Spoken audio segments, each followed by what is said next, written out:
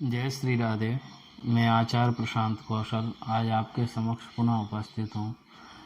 लघु पाराशरी के क्रम को आगे बढ़ाते हुए पिछली वीडियो में हमने अष्टम श्लोक के बारे में जानकारी प्राप्त की थी कि अष्टम श्लोक में द्वितीयेश एवं द्वादशेश के बारे में बताया गया था।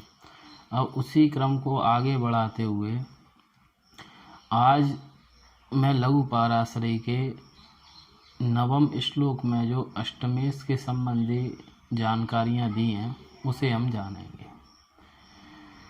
सबसे पहले तो नवम श्लोक है, भाग्यव्याधिपत्येन रंध्रेशो न शुभप्रदः सह एव शुभ संधाता लग्नाधीशोपचेत स्वयं।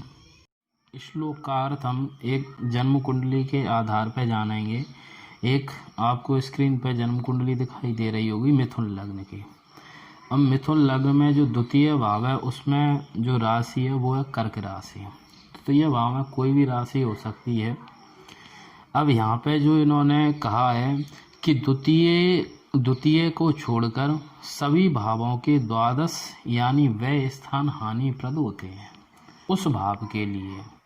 जैसे पंचम भाव का द्वादश भाव कौन सा होगा यानी व्यय स्थान, वो होगा चतुर्थ भाव।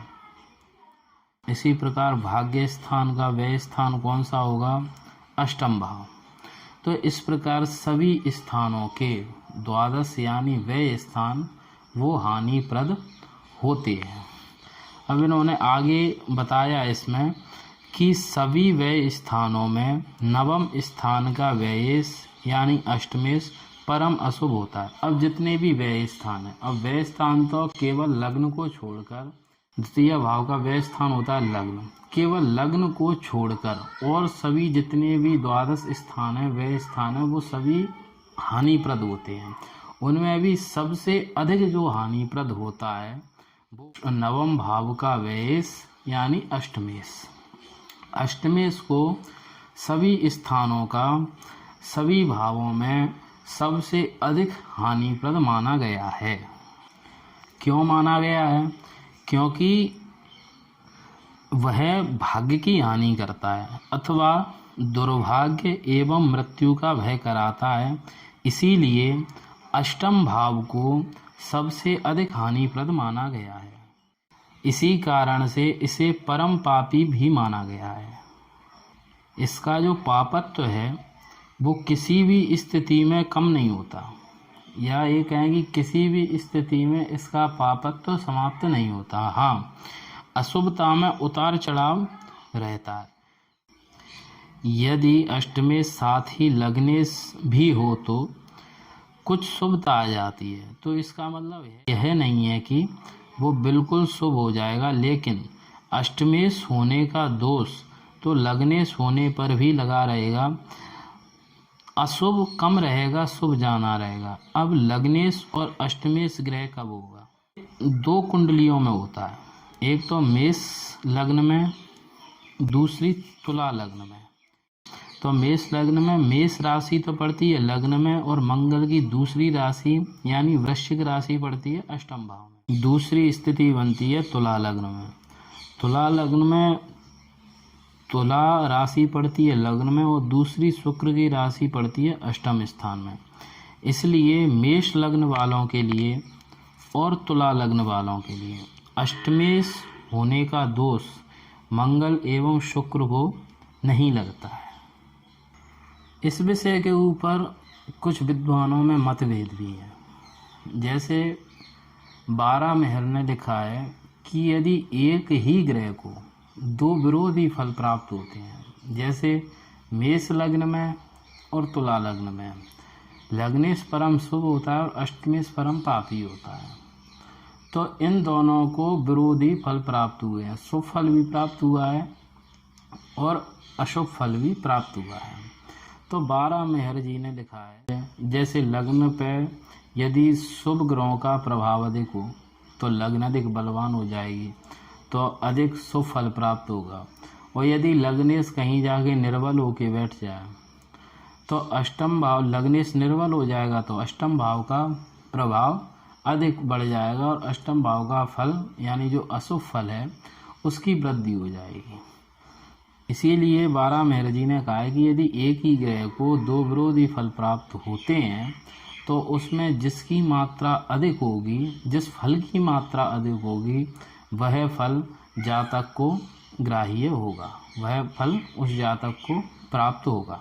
लेकिन इसमें पाराशर जी का जो मत है वो अलग। उनका मत है भले ही लग्नेश निर्बल भी क्यों ना हो जाए, वो अपने पाप फल को नहीं देगा, केवल वह अपने शुभ फल में कमी करेगा। इसके बाद इन्होंने बताया है कि यदि लग्नेश साथ में षष्ठेश भी हो जाए तो भी वह षष्ठेश के दोष को भी खत्म कर देता है। अब ये भी लग्नेश और षष्ठमेश भी एक ही ग्रह केवल दो कुंडलियों में होते हैं, वृष लग्न में और वृश्चिक लग्न में। वृष लग्न जब आती है तो वृष राशि लग्न में रहती है और सप्तम यानी तुला राशि षष्ठम स्थान में होती है। तो वृष लग्न में शुक्र लग्नेश एवं षष्ठेश होता है। इसी प्रकार वृश्चिक लग्न में वृश्चिक राशि लग्न में होती है और मेष राशि षष्ठम स्थान में होती है।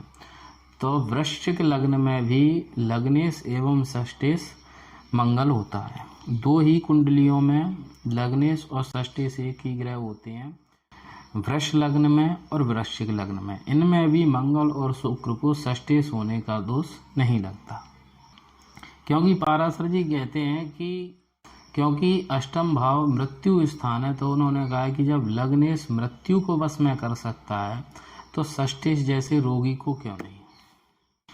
अब इसके अलावा यदि अष्टमेश की दूसरी राशि त्रिकोण में या केंद्र स्थान में पड़ती है, अब आपको मैंने यहाँ पे एक कुंडली के माध्यम से समझा रहा था, मिथुन लग्न की कुंडली है। यहाँ पे अष्टमेश होता है शनि, तो यहाँ पे शनि की दूसरी राशि त्रिकोण यानी नवम भाव में है। तो इन्होंने कहा है कि यदि लग्नेश अष्टमेश की दूसरी राशि यदि त्रिकोण स्थान में पड़ जाए या फिर केंद्र स्थान में पड़ जाए। अब केंद्र स्थान में किस में पड़ेगी तो आप देखेंगे कि कर्क लग्न में ये कुंभ राशि पड़ती है अष्टम भाव में और मकर राशि पड़ती है जाके सप्तम भाव में। तो इन्होंने कहा है पाराशर जी ने कि यदि अष्टमेश की दूसरी राशि त्रिकोण में पड़ती है या फिर केंद्र में पड़ती है तो इस स्थिति में अष्टमेश की अशुभता का ह्रास नहीं होता, यानी अष्टमेश की अशुभता पूर्ण रूप से खत्म नहीं होती, केवल लग्नेश की अपेक्षा लग्न की अपेक्षा बिल्कुल मामूली दोष का ह्रास होता है। एवं श्लोक है भाग्यव्याधिपत्येन रंध्रेषु न शुभ प्रदाह सह एव शुभ संदाता लग्नादीशो पिचेत स्वयं।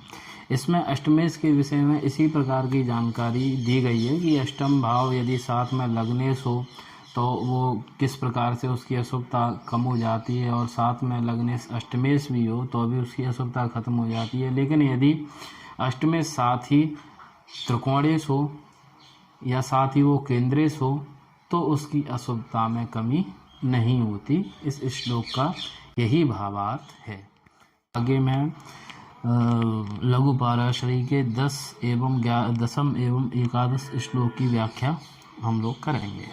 आज के लिए इतना ही। जैसे